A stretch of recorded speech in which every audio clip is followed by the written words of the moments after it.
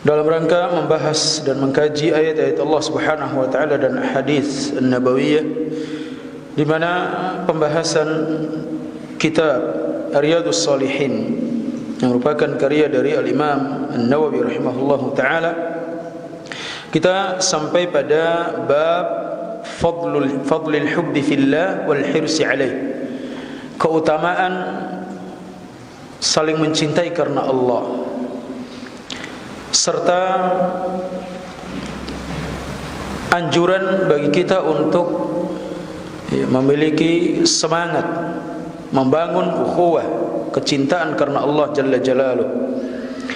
Wa i'lamur rajul aw i'lamir rajuli man yuhibbuhu annahu yuhibbuh, anjuran bagi seorang untuk memberitahukan kepada saudaranya bahwasanya dia mencintai saudaranya.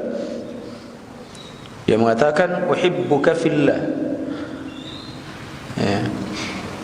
Wa madza yaqulu idza a'lama, dan apa jawaban apabila ada orang yang mengatakan uhibbuka fillah, aku mencintaimu karena Allah. Apa jawabannya? Nanti kita akan bahas dan kita akan lihat dalil-dalilnya dari hadis Nabi sallallahu alaihi wasallam. Beliau rahimahullahu taala membawakan ayat yang pertama yang terdapat dalam suratul Fath, ayat yang ke-29 tentang sifatnya orang-orang beriman. Allah mengatakan Muhammadun Rasulullah. Muhammad itu adalah utusan Allah. Walladzina ma'ahu asyidda'u 'alal kuffar, dan orang-orang yang bersamanya, yaitu para sahabatnya, asyidda'u 'alal kuffar, artinya orang-orang yang bersamanya, para sahabatnya dan orang-orang yang ikuti Nabi sallallahu alaihi wasallam sampai akhir zaman, termasuk kita, kaum mukminin. Sifat mereka asyidda, sangat keras terhadap orang-orang kafir. Ruhama'u bainahum, berkasih sayang di antara mereka. Ini ciri orang-orang beriman, sifat orang-orang beriman, keras terhadap orang-orang kafir, membenci kekufuran mereka. Tapi terhadap sesama orang-orang beriman, mereka berkasih sayang. Ruhama'u bainahum, sampai akhir surat yang menjelaskan bagaimana sifatnya orang-orang beriman yang Allah terangkan di akhir surat Al-Fath. Di dalam ayat yang lain, dalam suratul Hasyr, Allah Subhanahu wa taala berfirman, "Walladzina tabawwa'ud dara wal iman", dan orang-orang yang lebih dulu menempati ad-dar, yaitu Al-Madinah, dari kalangan kaum Ansar, wal iman, dan mereka beriman sebelum kaum Muhajirin datang ke kota Madinah. Min qablihim, sebelum datang kepada mereka. Yuhibbuna man hajara ilaihim. Bagaimana sifat mereka? Orang-orang Ansar. Yuhibbuna man hajara ilaihim, mereka sangat mencintai orang-orang yang berhijrah, masuk ke kota mereka, kota Madinah. Siapa mereka cintai? Kaum Muhajirin. Dan kita sudah menjelaskan bagaimana kecintaan para sahabat kaum Muhajirin dan Ansar yang dipersaudarakan oleh Nabi sallallahu alaihi wasallam. Bagaimana persahabatan antara yang dikisahkan oleh para ulama, persahabatan antara Abdurrahman bin Auf dengan Sa'ad ibn Rabi', yang sulit kita terima secara nurani kita. Bayangkan, dia memiliki 2 istri, kemudian dia menawarkan kepada saudaranya untuk memilih siapa yang dia inginkan dari 2 istri tersebut, kemudian dia akan ceraikan dan dia nikahi setelah iddah. Ada yang berani?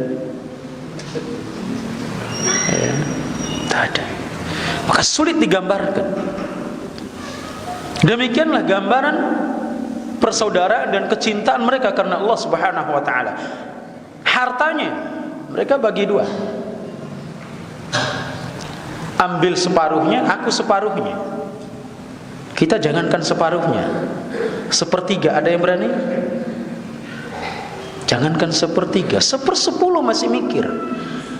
Jangankan untuk kasih cuma-cuma, zakat yang merupakan kewajibannya masih mikir,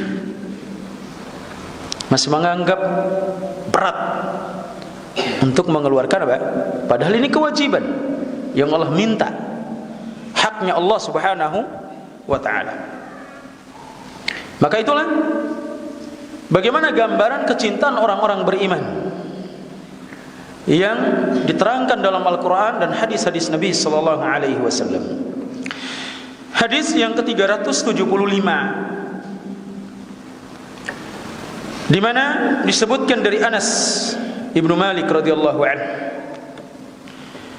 dari Nabi sallallahu alaihi wasallam, beliau bersabda, "Salasun man kunna fihi wajada bihinna halawatal iman."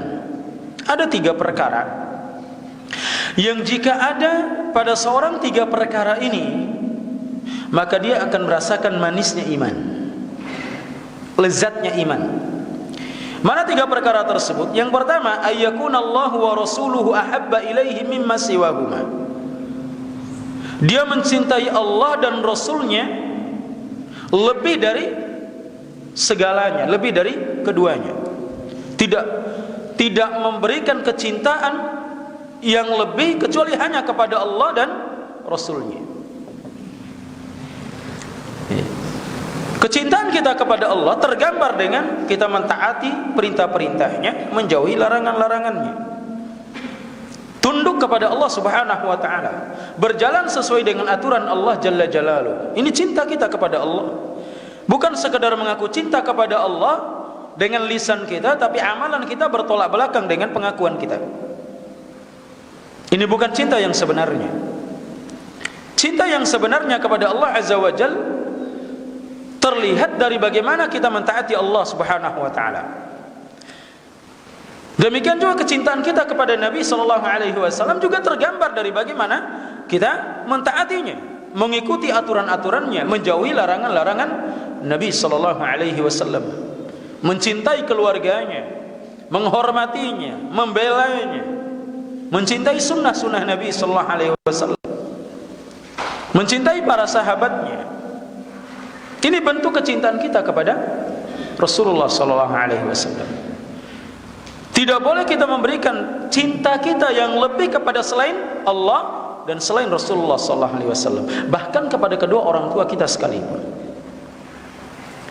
kepada diri kita. Tidak boleh kita lebih mencintai diri kita ketimbang cinta kita kepada Allah Subhanahu wa taala dan kecintaan kita kepada Rasulullah sallallahu alaihi wasallam. Makanya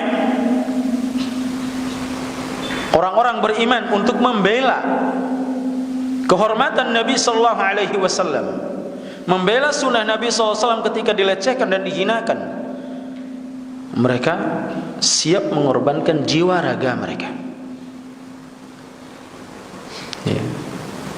Bukan membela gurunya padahal salah, siap mati ketika kita membela agama Allah Azza wa Jalla dan membela dakwah Nabi SAW, membela sunnah Nabi SAW, merupakan bentuk pembelaan kita kepada agama Allah Azza wa Jalla. Kemudian yang kedua kata Nabi sallallahu alaihi wasallam, wa yuhibbal mar'a la yuhibbuhu illa lillah. Yang pertama tadi, kita lebih mencintai Allah dan Rasulnya di atas segalanya. Yang kedua, baru kita mendapatkan lezatnya iman apabila kita mencintai seseorang yang mana kecintaan kita itu didasari karena kecintaan kepada Allah Azza wa Jalla. Kita membangun rasa cinta kita kepada seseorang karena cinta kita karena Allah Azza wa Jalla, bukan cinta karena yang lainnya, bukan cinta karena dunia, bukan cinta karena pekerjaan, bukan cinta karena hubungan nasab. Tapi kita membangun rasa cinta itu karena Allah Jalla Jalaluh. Bagaimana cinta seorang kepada orang lain, cinta seorang mukmin kepada mukmin yang lain, tergambar dari mana? Terlihat seperti apa? Nanti kita akan bacakan hadis-hadisnya. Yang ketiga, wa an yakraha an ya'uda fil kufri ba'da an anqadhahu Allahu min kama yakrahu an yuqdhafa fin nar. Yang ketiga, dia membenci untuk kembali kepada kekufuran setelah Allah selamatkan. Dia benci kepada kekufuran setelah Allah Subhanahu wa taala selamatkan dia, keluarkan dia dari kekufuran, sebagaimana dia membenci untuk dilemparkan ke dalam api neraka. Dia benci perkara-perkara yang merupakan pelanggaran dalam Islam. Dia pernah bermaksiat, dia benci kemaksiatan yang dia lakukan, maka dia akan merasakan manisnya iman. Membenci perbuatan kufur, ingkar kepada Allah Jalla Jalaluh, dia akan merasakan manisnya iman. Tapi anehnya, ada orang-orang yang bermaksiat, ada orang-orang yang melakukan pelanggaran, dikisahkan kembali, diceritakan kembali kemaksiatannya, diceritakan kembali hal-hal yang merupakan keburukan yang pernah dia perbuat. Maka ini termasuk melanggar hadis Nabi sallallahu alaihi wasallam, bahwasanya setiap umatku, kata Nabi sallallahu alaihi wasallam, mu'afan, diampuni, illal mujahirin, kecuali orang-orang yang terang-terangan melakukan perbuatan dosa. Bagaimana terang-terangan melakukan dosa? Dia melakukan dosa di malam hari, kemudian perbuatan dosa yang dia lakukan itu sudah ditutup oleh Allah Azza wa Jalla, tidak disingkap. Kemudian masuk pagi hari dia menceritakannya, fa'altu kadza wa kadza, aku melakukan ini dan ini di malam harinya. Dia buka aibnya, maka orang ini tidak akan diampuni oleh Allah Subhanahu wa taala. Ya. Sebagaimana kita membenci diri kita dilemparkan ke dalam neraka, demikian kita membenci pelanggaran-pelanggaran yang kita lakukan sebelumnya. Apalagi berbicara kekufuran atau kesyirikan, bukan diceritakan. Ya. Maka sebuah keanehan kalau ada di antara kaum muslimin yang senang menceritakan keburukan-keburukan yang dilakukan, harus ditutup. Tidak boleh kita berbangga dengan keburukan, kemaksiatan, kemungkaran yang pernah kita kerjakan. Hadis yang berikutnya, hadis 276 dari Abu Hurairah radhiyallahu anhu, dari Nabi sallallahu alaihi wasallam, beliau bersabda, sab'atun yudhilluhumullahu fi dhilli yauma la dhilla illa dhilluh. 7 golongan yang Allah Subhanahu wa taala berikan perlindungan, pada hari tidak ada perlindungan kecuali hanya perlindungan darinya, kecuali naungan dari Allah Subhanahu wa taala. Yang pertama, imamun adil. Imam, pemimpin yang adil. Adil kepada rakyatnya, yang memperhatikan hak-hak rakyatnya, merupakan kewajibannya. Ini pemimpin seperti ini adalah pemimpin diberikan naungan Allah Subhanahu wa taala. Pemimpin yang adil adalah pemimpin yang menegakkan hak-hak Allah, yang menunaikan hak-hak rakyatnya, memperhatikan kewajibannya. Dia berusaha semaksimal mungkin untuk tidak melakukan kezaliman. Maka pemimpin seperti adalah pemimpin yang dirindukan oleh surga, pemimpin yang mendapatkan naungan dari Allah Azza wa Jalla pada hari di mana matahari didekatkan di atas kepala kita yang jaraknya 1 mil, yang masing-masing orang berkeringat sesuai dengan amal perbuatannya kelak di hari kiamat. Tapi ada orang-orang yang mendapatkan perlindungan dari Allah Azza wa Jalla, dinaungi dengan naungan Allah Subhanahu wa taala. Salah satunya adalah pemimpin yang adil, termasuk pemimpin dalam rumah tangga, pemimpin dalam lingkungan-lingkungan kecil. Jangan kita remehkan sebagai ketua RT, RW, ini itu. Tetap kita berbuat adil. Dalam rumah kita tidak berbuat adil dalam memimpin rumah tangga kita terhadap anak-anak kita, akan dimintai pertanggungjawaban Allah Subhanahu wa taala. Makanya ketika kita memberikan sesuatu kepada anak kita, berbuat adil lah. Tidak boleh kita menzalimi, karena memang secara fitrah manusia itu tidak akan mungkin akan sama rata kecintaannya kepada anak-anaknya. Mesti ada kecondongan pada salah satu. Lihatlah apa yang terjadi kepada Nabi Yusuf alaihissalam, yang kecondongan bapaknya kepada dirinya yang membuat cemburu saudara-saudaranya, sehingga Nabi Yusuf mendapatkan apa yang dia dapatkan. Makanya kalau kita cinta kepada anak-anak kita, jangan ditampakkan. Pemberian tetap sama, walaupun hati sulit. Ini kepada anak-anak, apalagi kalau kepada istri, kalau lebih dari satu. Mesti ada kecondongan. Tapi tetap kita dituntut untuk berbuat adil. Kemudian yang kedua kata Nabi sallallahu alaihi wasallam, wasyabun nasya'a fi ibadatillah. Seorang anak muda yang tumbuh kembang dalam beribadah kepada Allah Jalla Jalaluhu. Disebutkan anak muda, kenapa dikhususkan? Tidak disebutkan laki-laki pada umumnya. Disebutkan anak muda, kenapa? Karena anak muda itu adalah kondisi yang masih labil, muda terbawa arus. Maka disebutkan secara khusus anak muda. Maka anak muda itu jangan dibiarkan nafsu syahwatnya menguasainya sehingga terkena syubhat biasa, ini kenakalan remaja, biasa begini dan begitu. Tidak demikian. Lihat para sahabat Nabi sallallahu alaihi wasallam. Lihat Usamah bin Zaid. Dia menjadi panglima perang yang dia bawahi siapa? Pembesar-pembesar sahabat, senior-senior sahabat. Di sana ada Abu Bakar, ada Umar. Umurnya 16 tahun dia memimpin pasukan perang. Ya, anak muda. Kekuatan pada anak muda ini luar biasa, potensi yang sangat besar ketika mereka manfaatkan pada perkara-perkara positif. Di antara perkara positif adalah dia beribadah kepada Allah Subhanahu wa taala. Dari sejak dia mencapai usia akil balik, dia tumbuh kembang dalam beribadah kepada Allah Subhanahu wa taala, tidak menyia-nyiakan waktunya seperti kebanyakan anak muda yang habis waktunya sekedar untuk nonton, sekedar untuk main, sekedar untuk ini, untuk itu, turnamen fulan, turnamen fulan. Dia tidak demikian. Penulis buku ini, Al-Imam An-Nawawi rahimahullahu taala, dari sejak kecil dia sudah punya kecondongan terhadap ilmu.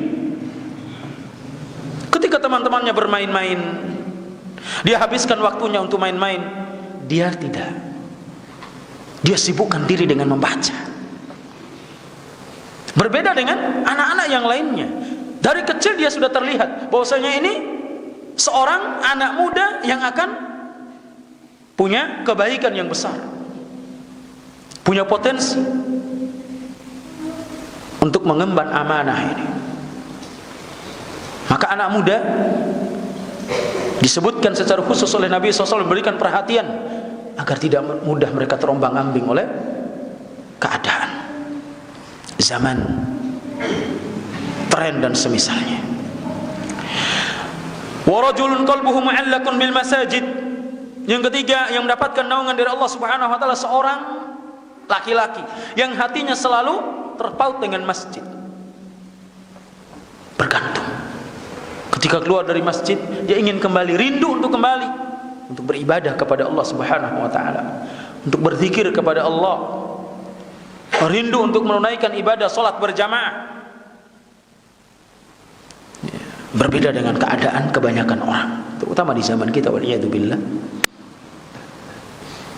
Tidak ada berada di masjid kecuali mendirikan salat berjamaah. Bahkan banyak di antara kaum muslimin sehabis salat wala dzikir, keluar. Terkadang di luar sekedar ngobrol, main-main, bercanda.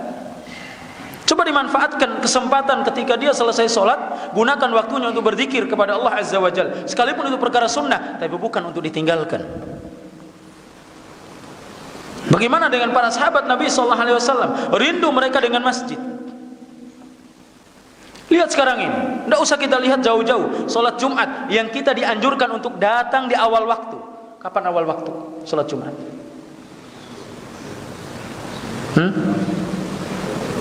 Kapan awal waktu sholat Jumat?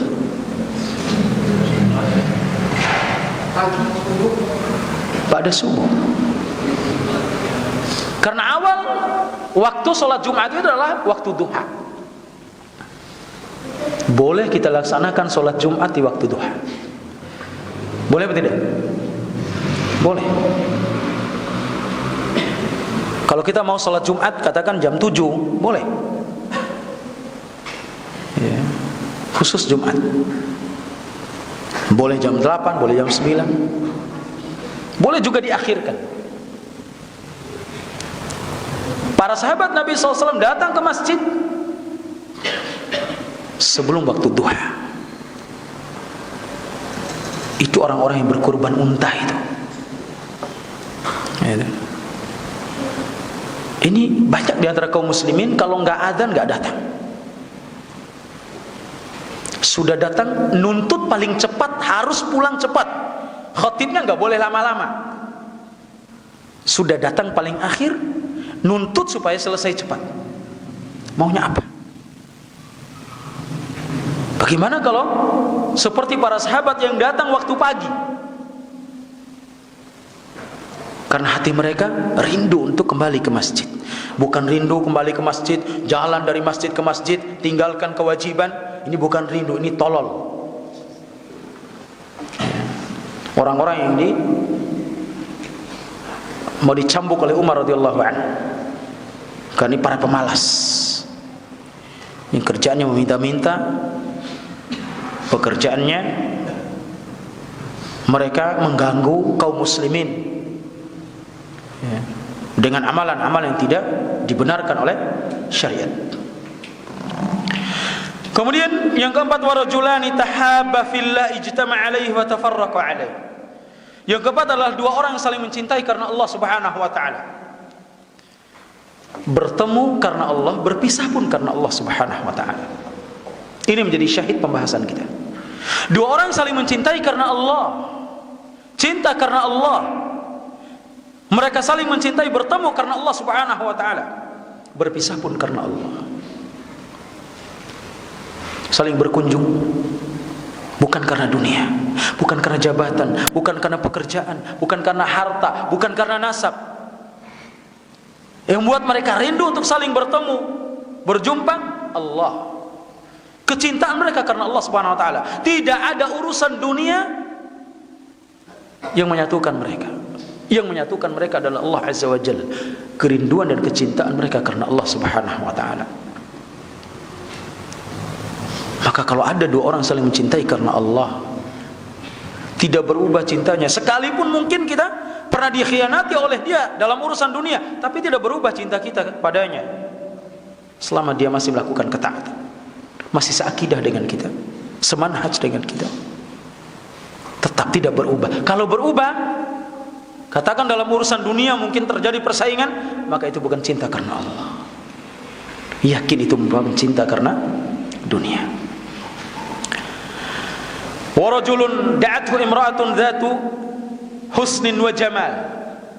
Yang kelima, laki-laki yang dipanggil, yang diajak oleh wanita yang cantik, punya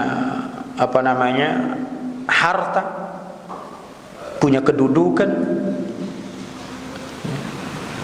untuk berbuat yang keji.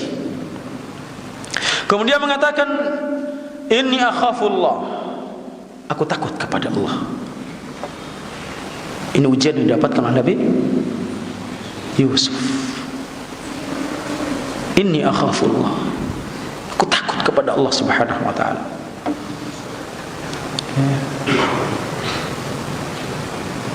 Diajak ini, bayangkan, dia takut kepada Allah Subhanahu wa taala. Ini ujian berat. Jangan pikir ujian wanita ini ujian yang paling ringan. Ujian yang sangat berat, yang sangat berbahaya. Jangan coba-coba antum bilang mampu. Siapa kita? Nabi Yusuf hampir-hampir terjatuh. Allah mengatakan, walaqad hammat bihi wa hamma biha. Punya keinginan. Bahkan Nabi Yusuf punya keinginan, apalagi kita. Tapi Allah jaga. Kita nggak tahu dapat penjagaan dari Allah apa tidak. Syaitan terus membisikkan kita. Jangankan diajak, nggak diajak pun kita cari. Nah, artinya jangan sampai kita mengatakan saya mampu untuk bertahan dengan ujian itu. Nah, ya. Tidak ada jaminan.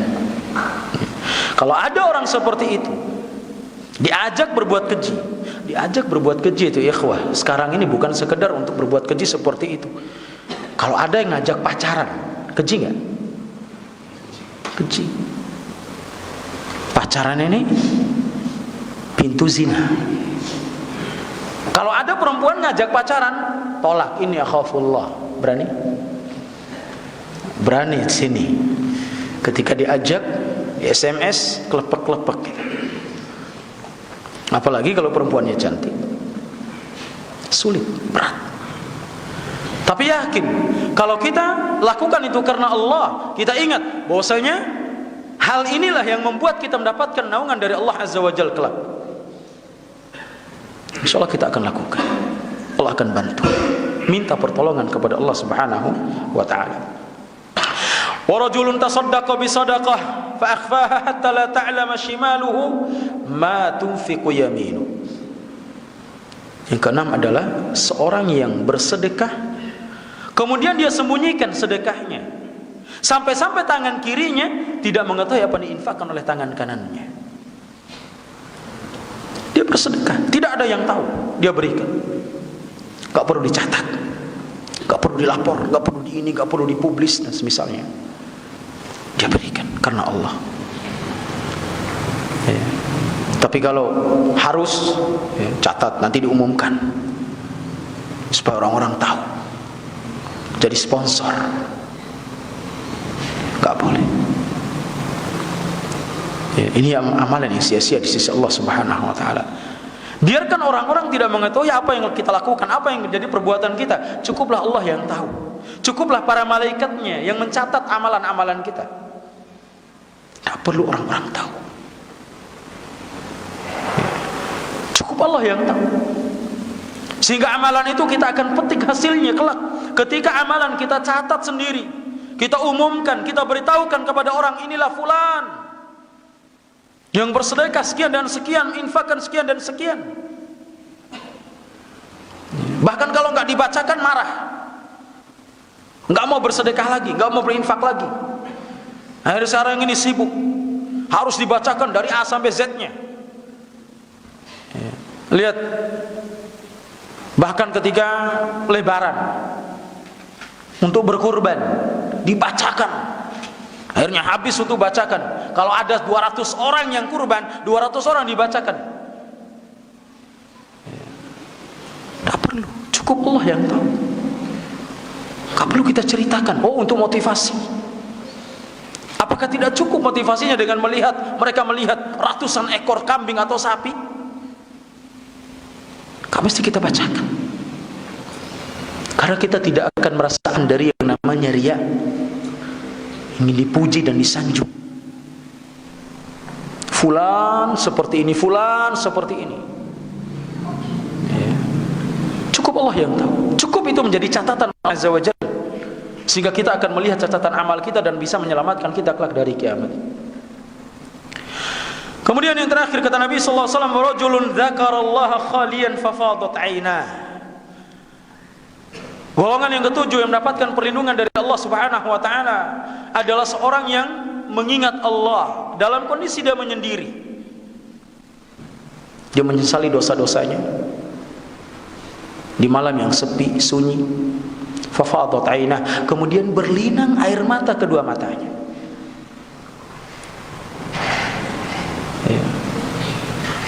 Orang yang menangis karena takut kepada Allah, menyesali dosanya. Dalam sebuah hadis Nabi sallallahu alaihi wasallam mengatakan, tidak akan disentuh api neraka kedua mata yang menangis karena Allah.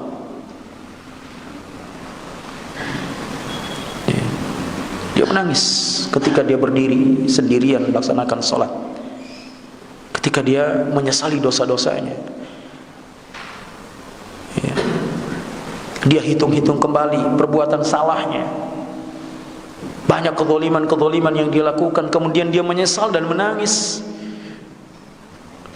Bercucuran air matanya karena takut kepada Allah Subhanahu wa taala. Wallahi mata ini tidak akan disentuh api neraka. Mata yang menangis karena takut kepada Allah Subhanahu wa taala. Orang yang seperti ini, dia akan mendapatkan naungan dari Allah Azza wa Jalla pada hari kiamat kelak. Yang menjadi syahid pembahasan kita adalah dua orang yang saling mencintai karena Allah Subhanahu wa taala. Salah satu golongan yang mendapatkan perlindungan dan naungan ketika matahari didekatkan di atas kepala kita 1 mil adalah dua orang yang saling cinta karena Allah, bertemu dan berpisah karena Allah Subhanahu wa taala. Hadis yang berikutnya 377 juga dari Abu Hurairah radhiyallahu anhu, dari Nabi sallallahu alaihi wasallam bahwasanya Rasulullah sallallahu alaihi wasallam bersabda, "Innallaha ta'ala yaqulu yaumal qiyamah." Sungguhnya Allah Subhanahu wa taala berfirman pada hari kiamat, hadis qudsi. "Ainal mutahabbuna bi jalali?" Mana orang-orang yang saling mencintai karena aku, kata Allah Azza wa Jalla, karena keagunganku. Al-yaum, pada hari ini, udhilhum fi dhilli, aku akan naungi mereka di bawah naunganku. Yauma la dhilla illa dhilli, pada hari tidak ada naungan kecuali naunganku, kata Allah Azza wa Jalla. Orang-orang yang saling mencintai karena Allah, Allah akan memberikan naungan pada hari kiamat. Pada hari tidak ada naungan dan perlindungan kecuali hanya dari Allah Subhanahu wa taala. Tidak ada manfaat harta kita, jabatan kita, kekayaan kita, anak keturunan kita, saudara-saudara kita, kerabat kita, tidak ada yang bermanfaat. Tidak akan ada yang bisa memberikan naungan pada hari itu. Tapi orang-orang yang saling mencintai karena Allah Azza wa Jalla mendapatkan naungan dari Allah Subhanahu wa taala.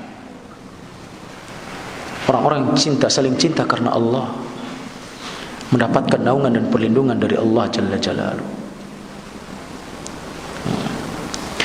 Hadis yang berikutnya juga dari Abu Hurairah radhiyallahu anhu, bahwasanya Rasulullah sallallahu alaihi wasallam bersabda, "Walladzi nafsi biyadihi." Demi jiwaku yang berada di tangannya. Ada demi zat yang jiwaku berada di tangannya. Artinya demi Allah. La tadkhulul jannata hatta tu'minu, tidak akan masuk surga sampai kalian beriman dengan keimanan yang sempurna.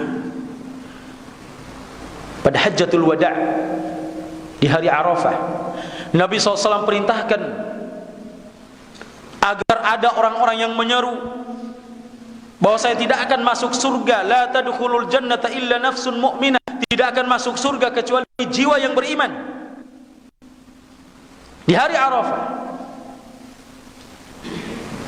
tidak akan masuk surga kecuali jiwa yang beriman. Dan hadis ini Nabi SAW mengatakan, la tadkhulul jannata hatta tu'minu, kalian tidak akan masuk surga sampai kalian beriman dengan keimanan yang sempurna. Surga Allah siapkan untuk orang-orang beriman. Wala tu'minu hatta tahabbu, dan kalian tidak akan beriman dengan keimanan yang sempurna sampai kalian saling mencintai. Mau mendapatkan keimanan yang sempurna, salah satu sebabnya saling mencintai karena Allah. Baru sempurna keimanan kita. Salah satu sebab agar keimanan kita menjadi iman yang sempurna. Kemudian Nabi SAW menyebutkan salah satu sebab untuk mendapatkan atau menumbuhkan rasa cinta kita karena Allah kepada saudara kita sama mukmin, sama muslim. Nabi mengatakan, awala adullukum ala syai'in idza fa'altumuhu tahabbtum. Maukah kalian aku tunjukkan kepada kalian suatu amalan yang jika kalian lakukan kalian akan saling mencintai? Apa kata Nabi sallallahu alaihi wasallam? Afshus salama bainakum. Tebarkan salam di antara kalian. Ucapkan salam. Kemudian dijawab salamnya, akan timbul rasa cinta kita. Yang mana perkara salam ini merupakan salah satu syiar yang hampir pudar. Di antaranya kita tidak mengucapkan salam, atau sebagian kaum muslimin tidak mengucapkan salam kecuali kepada orang-orang yang dia kenal. Makanya di antara tanda-tanda kiamat kata Nabi sallallahu alaihi wasallam adalah taslimul khas. Mengucapkan salam kepada orang-orang tertentu saja. Kita ucapkan salam. Selama dia muslim, selama kita tahu dia itu muslim, apalagi kita hidup di daerah mayoritas Islam, kita ucapkan salam. Sangat keliru kalau kita tidak mengucapkan salam. Bahkan ada sebagian ikhwah salafiyin yang tidak mengucapkan salam kecuali orang yang dia kenal, ini orang yang ngaji, jenggotan, cengan. Kalau masih awam, ini nggak perlu. Justru kepada mereka kita tebarkan salam. Ajak mereka dengan cara dakwah kita, dengan keadaan. bukan kepada orang-orang yang kita kenal saja. Kepada yang kita kenal maupun yang tidak kita kenal, tebarkan salam. Dengan sebab itu kita akan saling mencintai. Bukankah salam itu adalah saling mendoakan keselamatan antara kita dengan yang lainnya? Kenapa kita tidak lakukan? Kenapa kita pelit? Bahkan kita menganggap mengucapkan salam itu sebuah hal yang terlalu aneh. Kita kebanyakan kalau nyapa orang lewat di jalan lebih milih mana? Salam apa sentape? Ini termasuk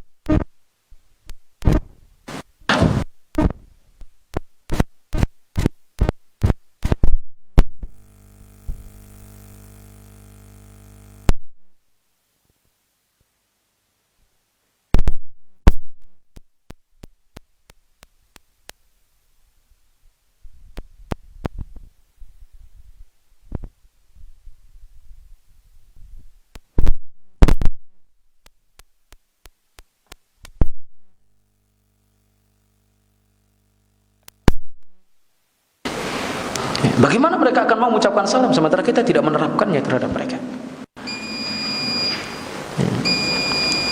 Adzan.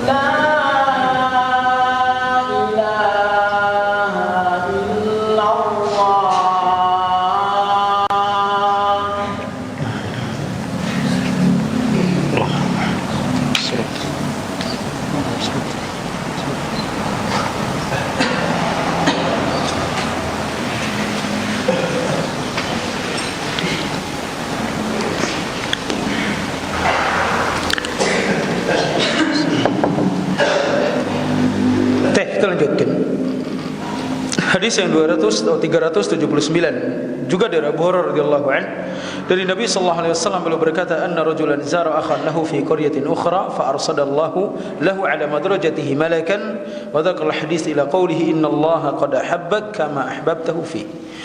Hadis yang berikutnya, di mana Nabi sallallahu alaihi wasallam mengatakan bahwasanya ada seorang laki-laki yang mengunjungi saudaranya di sebuah desa. Kemudian Allah Subhanahu wa taala mengutus malaikat untuk melindunginya, mengawasinya selama dalam perjalanannya. Kemudian Nabi menyebutkan hadis, dialog antara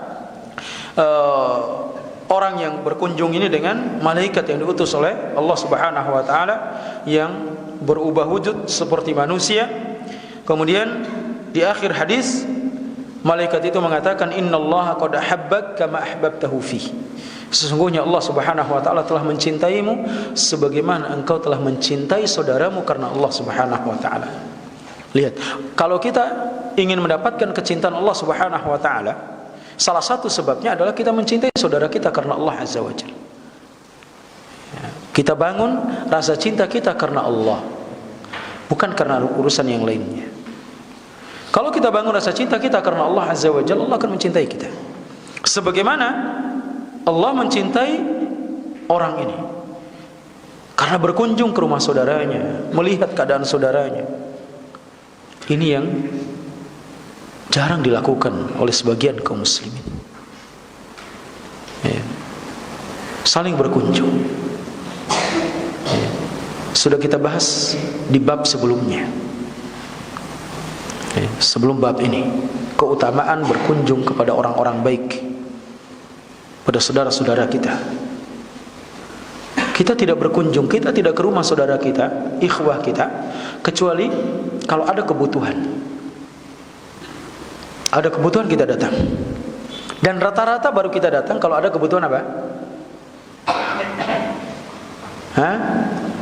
Kebutuhan duniawi. Baru kita berkunjung.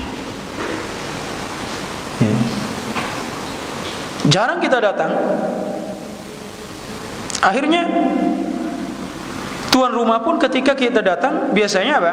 Yang ditanyakan apa keperluannya? Urusan dunia juga yang ditanyakan. Karena memang sudah terbangun seperti itu. Pola pikirnya kita ini tidak berkunjung kecuali ada kebutuhan duniawi. Dan orang yang dikunjungi pun demikian dia berpikir, bahwasanya dia datang ini pasti ada kebutuhan. Lihat para sahabat Nabi SAW saling berkunjung satu sama lainnya. Lihat yang dikisahkan dalam hadis ini, dia berkunjung kepada rumah saudaranya. Ketika ditanya malaikat, apakah engkau memiliki sesuatu yang engkau dapatkan keuntungan duniawi? Orang ini mengatakan tidak. Ghairu anni uhibbuhu fillah, kecuali aku datang kepadanya didasari karena kecintaan kepada Allah Subhanahu wa taala. Tidak ada hal-hal dunia. Bukan karena urusan dunia dia datang berkunjung ke rumah saudaranya. Bahkan ketika kita datang ke rumah saudara kita, berkunjung ke rumahnya, kita bacakan 1-2 hadis atau kita murojaah, mudzakarah, itu lebih berfaedah, jauh lebih berfaedah daripada dunia dan seisinya. Kita bacakan 1 hadis kepadanya. Apalagi orang-orang kita kunjungi itu notabene-nya orang yang kadang tidak mengerti tentang urusan agamanya. Kemudian kita datang ajarkan tata cara sholat yang benar misalnya, tata cara wudhu yang sesuai sunnah, ajarkan masalah akidah. Banyak keluarga-keluarga kita yang masih awam. Coba kita datang, bawakan oleh-oleh. Jangan kita datang pas lagi panen jagung baru kita datang. Ya pasti akan berkecil hati yang dikunjungi. Akan berkecil hati dia. Atau kita datang itu kalau kita ada kebutuhan kita saja. Cobalah kita berkunjung ke rumah keluarga kita. Kita bawakan sesuatu untuk mereka. Bawakan buku, disuruh baca, atau kita terangkan, jelaskan permasalahan-permasalahan dalam Islam yang penting, terutama masalah akidah. Itu jauh lebih bermanfaat. Tapi jarang di antara kita yang melakukan hal itu. Jarang.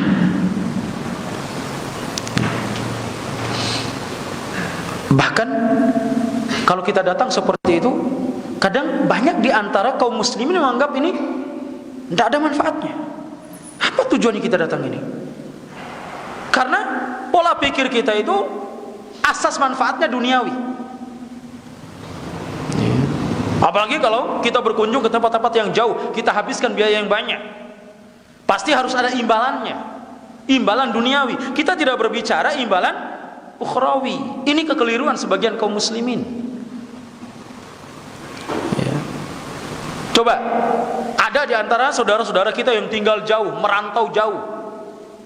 Ternyata mereka ini punya pemahaman yang menyimpang misalnya. Siapa di antara kita yang mau menghabiskan biaya datang berkunjung kepadanya, kemudian kita terangkan tentang perkara Islam yang benar? Itu jauh lebih bermanfaat ketimbang kita memberikan dunia ini. Tapi anehnya itu dipandang sebagai perbuatan yang tidak ada manfaatnya. Sekali lagi ya ikhwah, banyak di antara keluarga kita yang ternyata tidak mengerti tentang urusan Islam ini. Ya. Keluarga, kerabat kita yang masih sepupuan kita 1, 2, 3 dan seterusnya, masih satu nasab dengan kita, kita punya tanggung jawab. Makanya Nabi SAW perintahkan Allah Subhanahu Wa Taala, wa anzir ashiratakal aqrabin.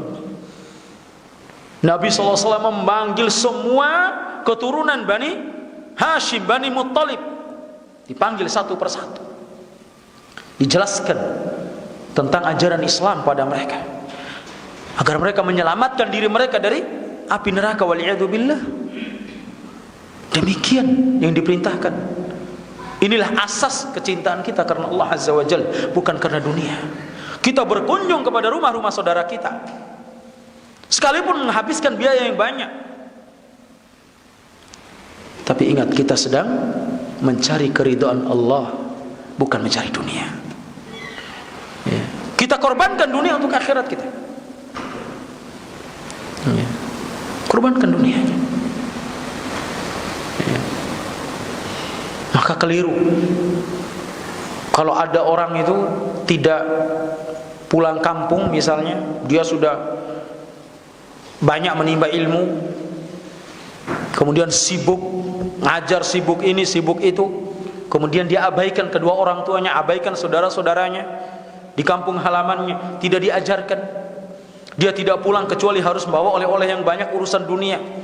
Dia datang membawa nasihat, mau'idhah yang berharga bagi keluarganya, itu lebih baik daripada apa yang dia bawa berupa oleh-oleh dunia. Makanya pola pikir seperti ini harus kita rubah. Ya. Tidak berkunjung kecuali ada kebutuhan dunia. Pola pikir yang keliru. Ini yang harus dirubah. Pola pikir yang salah. Kita berkunjung itu asasnya apa? Cinta kita karena Allah kepada mereka. Kita ingin mendapatkan kesempurnaan iman, karena Nabi SAW mengatakan, la yu'minu ahadukum hatta yuhibba li akhihi ma yuhibbu li nafsi. Tidak sempurna keimanan salah seorang di antara kalian sampai dia mencintai untuk saudaranya apa yang dicintai untuk dirinya. Kalau kita cinta dan senang berada di atas al-haq, di atas manhaj yang benar, akidah yang sahihah, kita juga harus cinta saudara-saudara kita, kerabat kita, orang-orang yang masih ada hubungan nasab dengan kita, berada sebagaimana kita berada di atasnya. Itulah hakikat cinta karena Allah Azza wa Jalla. Ya, bukan cinta karena rupiah. Kalau cinta karena rupiah, begitu rupiahnya hilang, habis, hilang juga cinta kita. Tapi kalau cinta karena Allah Subhanahu wa taala tidak akan pernah berubah. Bagaimanapun perubahan dalam urusan dunia, tetap langgeng cinta kita karena Allah kepada saudara-saudara kita. Inilah ayyuhal ikhwah rahimani wa rahimakumullah yang dapat kita bahas pada kesempatan malam hari ini. Insyaallah taala kita akan lanjutkan pada pertemuan berikutnya di hadis yang ke-380, masih di bab yang sama terkait dengan keutamaan cinta karena Allah Subhanahu wa ta'ala. Wallahu ta'ala a'la wa a'lam.